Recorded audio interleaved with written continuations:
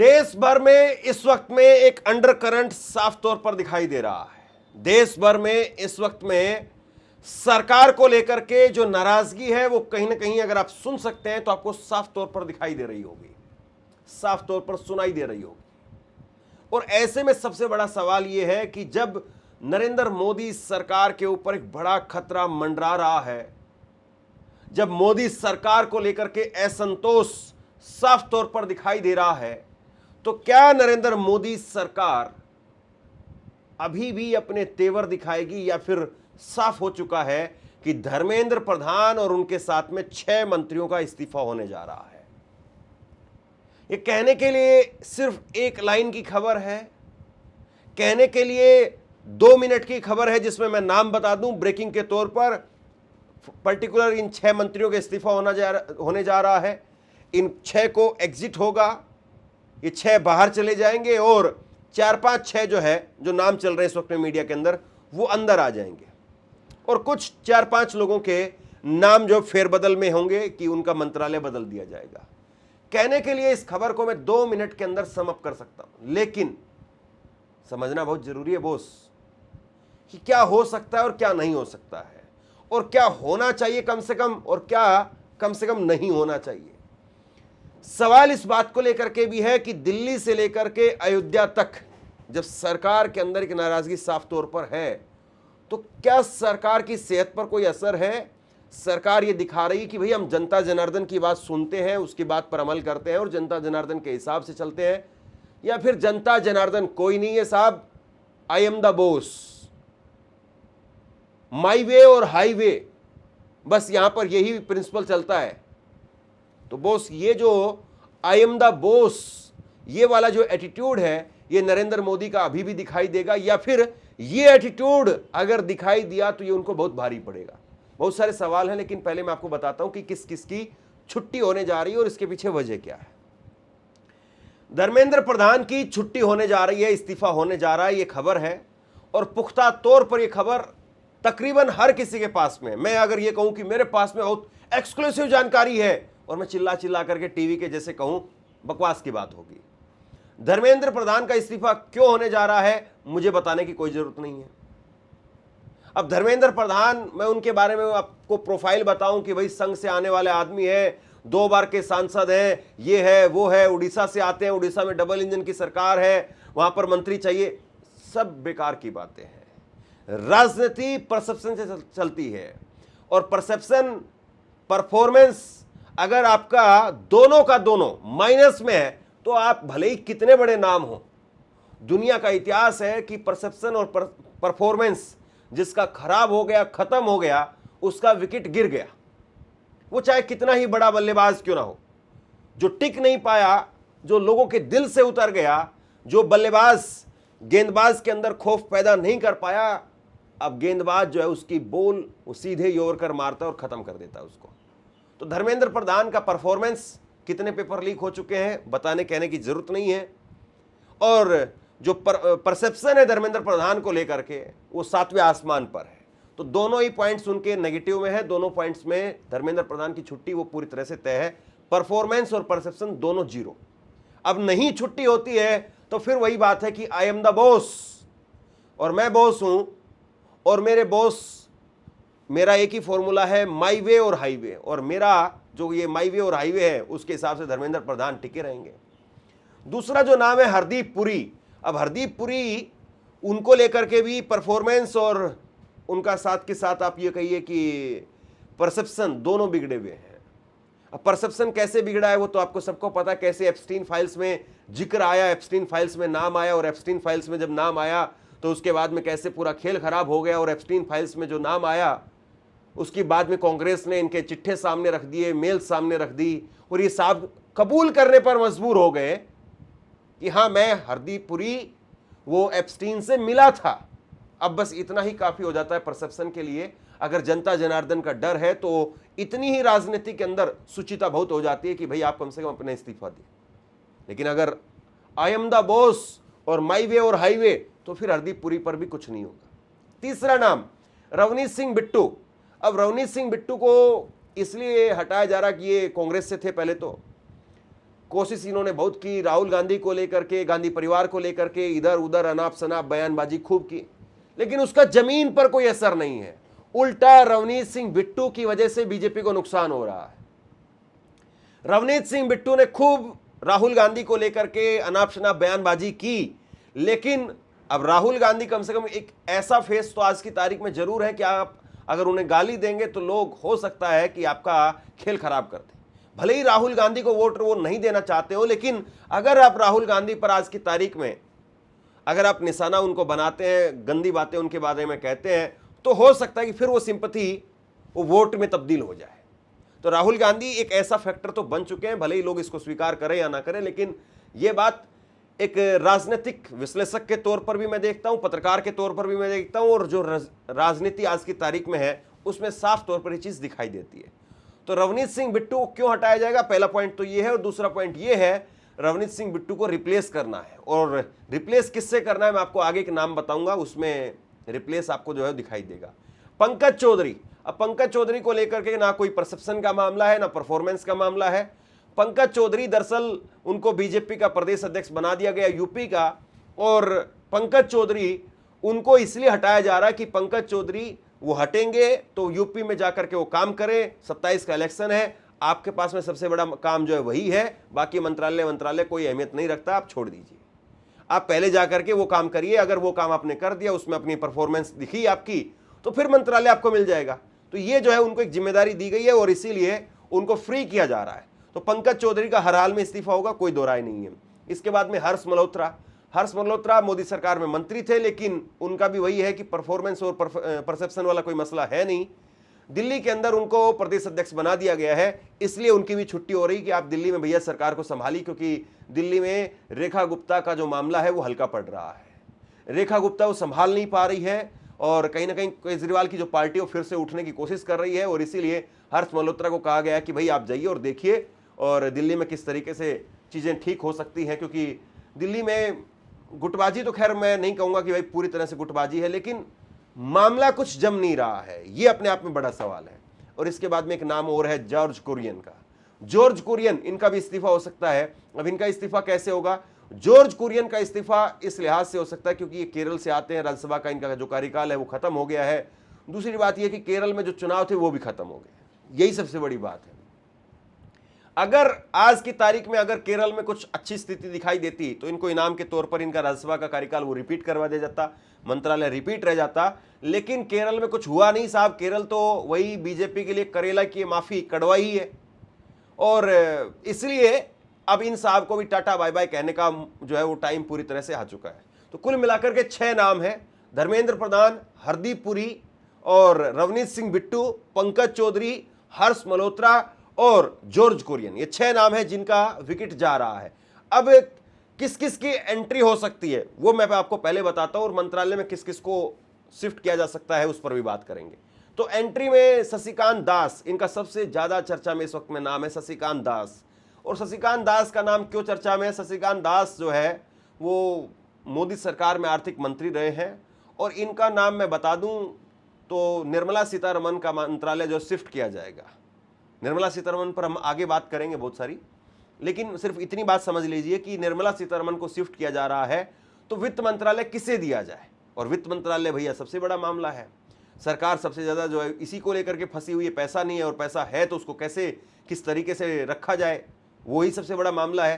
तो इसलिए वित्त मंत्रालय में किसी पढ़े लिखे आदमी की जरूरत है, कम से कम बीजेपी के पास में अपने पढ़े लिखे नेताओं की कमी है, और इसीलिए बीजेपी को बाहर से जो है वो लोग लाने पड़ते हैं। और ये भी कोई बीजेपी के या संघ के कोई नेता कार्यकर्ता नहीं रहे हैं, ये आरबीआई के गवर्नर थे, ये मोदी सरकार में आर्थिक सलाहकार थे, ये रिटायर्ड आईएएस अधिकारी हैं। नोटबंदी और जीएसटी के समय पर जो है इनकी एक अच्छी खासी भूमिका रही थी, और इसीलिए इनको वित्त मंत्री बनाया जा रहा है। तो ये सरकार का एक क्राइसिस है कि सरकार के पास में जो बड़े मंत्रालय हैं वो चलाने के लिए अपने अधिकारी नहीं है, अपने लोग नहीं हैं, अपने कार्यकर्ता नहीं हैं, और इसीलिए बाहर से लाना पड़ता है। हालांकि खैर कल जो है एक बयान वैसे चल रहा था, बीजेपी के पहले मोदी सरकार में मंत्री भी रहे, अभी मध्य प्रदेश सरकार में मंत्री हैं, कैलाश विजयवर्गीय। और कैलाश विजयवर्गीय ने कहा कि भाई आजकल बड़े बड़े अधिकारी आते हैं और पैंट उठा करके, बनियान ऊपर उठा करके दिखाते हैं कि साहब देखो हमारी भी खाकी चड्डी है, ये जो है वो बता रहे हैं। तो मतलब अब अधिकारी भी वो कार्यकर्ता ही एक तरीके से हो गए हैं, आप समझ लीजिए। बाकी ज़्यादा मैं कुछ कहना नहीं चाहता हूँ इस पर। इसके बाद में एक नाम है चर्चा में जिसकी एंट्री हो सकती है और मध्य प्रदेश से ही है, वीडी शर्मा। वीडी शर्मा का कोई खास योगदान नहीं है, लेकिन यह है कि प्रदेश अध्यक्ष थे पहले और प्रदेश अध्यक्ष इनको हटा दिया गया। प्रदेश अध्यक्ष से हटा करके अब जाहिर सी बात है कहीं ना कहीं कुछ न कुछ मिलना चाहिए, इसीलिए इनकी मंत्रालय में एंट्री हो सकती है। बाकी कोई बहुत बड़ा परसेप्शन या परफॉर्मेंस वाला मामला नहीं है, केवल ये है कि वहाँ से प्रदेश अध्यक्ष हटे थे तो कहीं ना कहीं इनको शामिल करना है, इनको रखना है, इसीलिए इनको रख लिया जाएगा। अब एक नाम है तरुण चुग। और तरुण चुग क्या है? तरुण चुग वैसे तो हैवीवेट आदमी है, लेकिन इनको वहां पर रवनीत सिंह बिट्टू की जगह पर रिप्लेस किया जा रहा है कि भाई रवनीत सिंह बिट्टू तो कुछ खास कर नहीं पाए, कोई कांग्रेस के नेताओं को तोड़ नहीं पाए, तो आप जाइए जरा और आप जाकर के थोड़ा सा मेहनत मशक्कत वहां पर कीजिए। पंजाब में चुनाव आ रहा है और हमने आपको एक उधारे की टीम ला करके दी है, उधार वाली टीम में आप जानते हैं ना, राघव चड्डा एंड कंपनी और ये सब कुछ, और कांग्रेस से भी बहुत सारे नेता गए। तो इस टीम के सहारे किस तरीके से हम जो है वो बीज बो सकते हैं, किस तरीके से कितनी फसल हम उगा सकते हैं, इस सब को देखने के लिए तरुण चुग की एंट्री वो फाइनल मानी जा रही है। इसके बाद में नाम है राघव चड्डा। लेकिन राघव चड्डा और उसमें एक टॉस होने जा रहा है मित्तल को लेकर के, अशोक मित्तल को लेकर के। अशोक मित्तल हो या फिर राघव चड्डा हो, ये अपने आप में जो टॉस वाली बात है। परसेप्शन के मामले में राघव चड्डा होंगे, लेकिन बीजेपी इस बात को लेकर के थोड़ा सा बचने की कोशिश भी कर रही है कि भाई राघव चड्डा पहले ही बदनाम बहुत हो चुके हैं कि समोसा चटने की तो बात करते थे, वहाँ बीजेपी में जाकर के फंस गए हैं, चुप हो गए हैं, खामोश हो गए हैं। लेकिन उनकी जगह पर अशोक मित्तल की एंट्री हो सकती है। अशोक मित्तल और राघव चड्डा एक ही है नहीं। अशोक मित्तल वो शख्स हैं जिनकी लवली प्रोफेशनल यूनिवर्सिटी, बहुत व्यापारी आदमी है, करोड़ों रुपए की, अरबों रुपए की संपत्ति है इनकी, और मिठाई वाले के नाम से भी मशहूर हैं ये। तो भाई पैसा अनाप शनाप है इनके ऊपर, जो ईडी के छापे पड़े थे, 10 दिन बाद में बीजेपी में शामिल हो गए थे। तो या तो अशोक मित्तल या फिर राघव चड्डा, इन दोनों में से एक नाम जो है वो एंट्री में रहेगा। इसके बाद में एक नाम है श्रीकांत शिंदे। श्रीकांत शिंदे बताने की कोई जरूरत नहीं है, कोई परसेप्शन या परफॉर्मेंस वाला मामला है नहीं। शिंदे के बेटे हैं, एकनाथ शिंदे के बेटे हैं, और एकनाथ शिंदे भैया उनके पास में 6-7 सांसद है। तो एकनाथ शिंदे कभी उधर ना चले जाए, पता चले कि हम इधर से खरीद करके लाए थे इधर और ये चले गए उधर। तो इसलिए शिंदे साहब कह रहे हैं कि भैया मुझे भी रखिए यहाँ पर डिप्टी सीएम बना करके और बेटे को रखिए वहाँ पर मंत्री बना करके। और ये कोई परिवारवाद नहीं है, मतलब बाप जो है वो वहाँ पर मंत्री, बेटा यहाँ पर मंत्री, और बीजेपी को परिवारवाद दिखाई नहीं देता है। ये लोग कह रहे थे भाई कांग्रेस में 2 सांसद क्यों हैं, तो कांग्रेस में तो प्रियंका गांधी और राहुल गांधी जीत करके चुन करके आए हैं, ये तो कृपा से है साहब। खैर, अब एक और नाम है संजय दीना पाटिल, जिनकी एंट्री होने जा रही है, बताया जा रहा है। और इनकी भी कोई खास परफॉर्मेंस या परसेप्शन वाला मामला नहीं है, प्रेशर वाला मामला है। और प्रेशर ये है कि ये शिवसेना उद्धव ठाकरे का जो गुट है यूबीटी, उसके सांसद थे, अभी जो सांसद टूट करके आए तो इनाम मिल रहा है साहब। तो कोई परसेप्शन, कोई परफॉर्मेंस वाला मामला नहीं है, इनाम वाला मामला है। तो इसलिए जो है इनको भी एंट्री जो है मिल जाएगी। इसके बाद में एक और नाम है, अगर इनको एंट्री ना मिले तो फिर बेकार है साहब, काकोली घोष। और ये काकोली घोष कौन है मुझे बताने की कोई जरूरत नहीं है। काकोली घोष वो नेता है जो कभी ममता बनर्जी के इर्द गिर्द चलती थी, किसी तरीके से कोशिश करते थे कि भैया मेरा भी फोटो ममता बनर्जी के साथ आ जाए।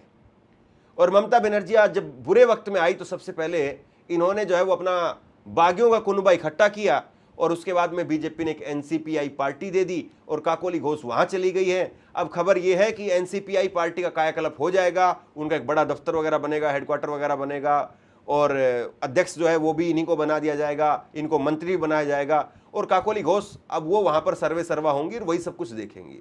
और 20 सांसद जो है अब उनके पास में, बीजेपी के बाद में सबसे बड़ी पार्टी है भैया एनसीपीआई आज की तारीख में। 240 के बाद में 20 सांसद अगर किसी पार्टी के हैं तो सिर्फ इनके पास में, जो एनडीए के अंदर है। वैसे अगर आप देखें तो दूसरी पार्टी तो कांग्रेस है, लेकिन बीजेपी है, बीजेपी के बाद में दूसरी पार्टी एनडीए के अंदर, वो यही है एनसीपीआई। तो इनका नाम बताया जा रहा है। इसके बाद में एक नाम और है अरुण गोविल, और अरुण गोविल का नाम परसेप्शन या परफॉर्मेंस के मामले में नहीं है, डैमेज कंट्रोल के मामले में है। ना कोई ये परसेप्शन वाले मामले हैं, ना कोई ये परफॉर्मेंस वाले आदमी हैं, किसी खाने में फिट नहीं बैठते, लेकिन वही है कि वो उसका दाव जो पैर फिसल गया और उसका दाव लग गया, वो वाला मामला है। आप समझ गए होंगे मैं क्या कहना चाह रहा हूं।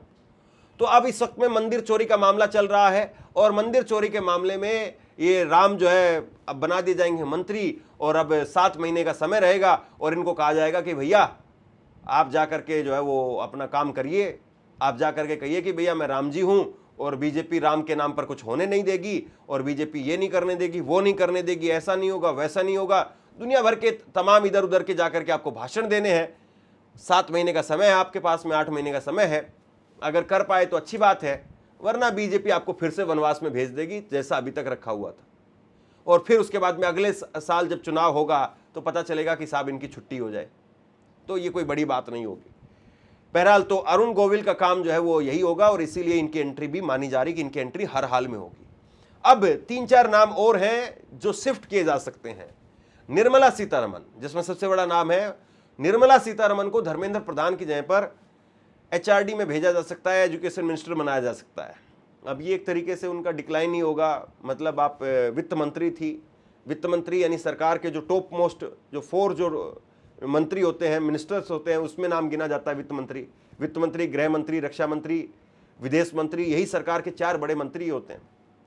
और वहां पर वित्त मंत्री को जो है निकाला जा रहा है, तो वित्त मंत्री को निकाल करके अब एजुकेशन मिनिस्टर बना दिया जाएगा, और एजुकेशन मिनिस्टर को या तो बाहर ही कर दिया जाएगा या कहीं किसी और मंत्रालय में थोड़ा बहुत शिफ्ट कर दिया जाएगा, उनको किसी मंत्रालय में जो रख दिया जाएगा।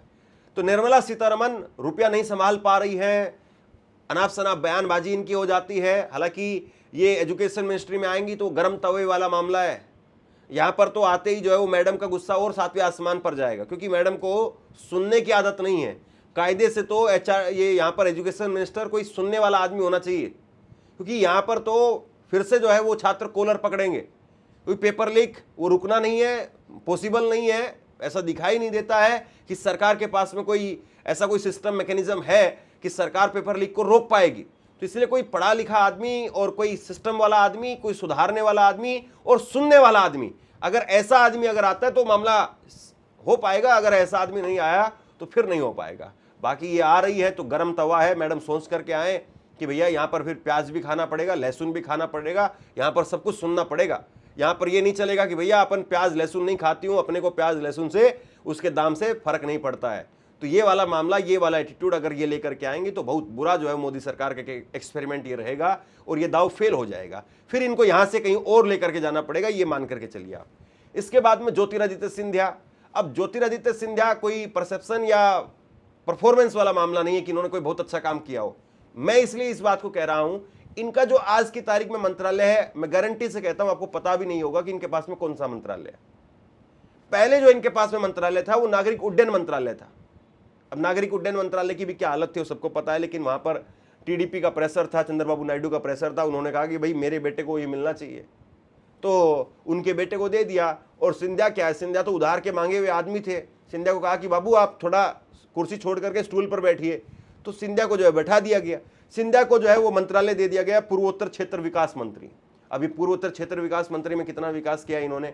खाली दिखता रहता है कि असम की टोपी पहन रहे हैं, असम के मुख्यमंत्री से मिल रहे हैं, खाली कह देते हैं कि भैया गर्मी में प्याज रखो अपनी जेब के अंदर, इस तरह के मामले आ जाते हैं। मतलब एसी बंद करो, प्याज रखो, बाकी जाकर के कभी जो है वो अनानास खा लेते हैं, कुछ और खा लेते हैं, थोड़ा बहुत ये काम कर लेते हैं, बाकी कुछ खास इनका विकास दिखाई नहीं देता है। तो इसलिए अब 28 के अंदर एक चुनाव जो है वो होना है, और वहां पर मोहन यादव का भी मामला गड़बड़ा रहा है, तो हो सकता है कि इनको थोड़ा सा ठीक ठाक तरीके से कोशिश की जाए कि इनको रखा जाए। इसके बाद में प्रहलाद जोशी का भी कुछ खास परफॉर्मेंस वाला मामला नहीं है, क्योंकि इनका मंत्रालय क्या है आपको पता नहीं होगा, गारंटी से नहीं पता होगा।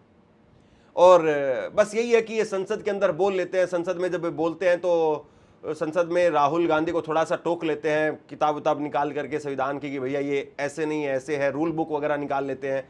तो रूल बुक निकाल करके संसद की, और उसमें थोड़ा सा अपना मैनेज कर लेते हैं। और इनका जो अभी फिलहाल जो मंत्रालय है वो नवीकरण ऊर्जा मंत्री हैं ये, यानी रिन्यूएबल एनर्जी मिनिस्टर।